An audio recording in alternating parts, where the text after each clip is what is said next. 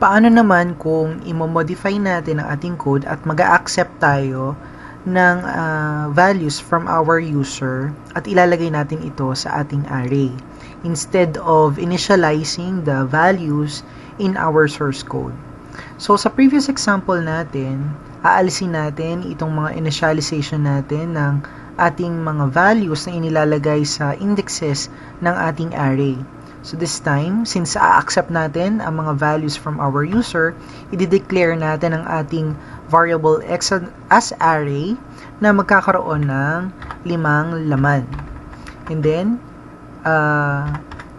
sa ating for loop statement, idagdag natin na enter value in index and then kung ano yung n sa ating looping statement. Then maglagay ako ng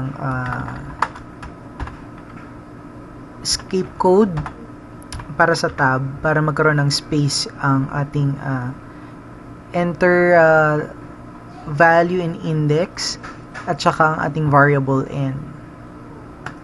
And then mag-cin tayo and then yung ating array.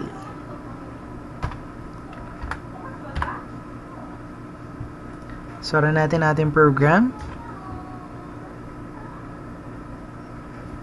So for example, 22, 33, 44, 55, 66. So nakapag-encode na tayo at nailagay na siya sa ating array. Pero kung gusto nating i-display ang mga values na ito mula sa ating array, modify uli natin ang ating code. Gawa tayo ng another for loop statement para naman sa pagdi-display ng values.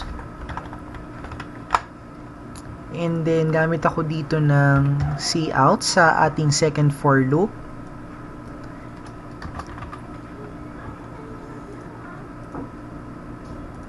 And then dagdag ako dito ng word na is.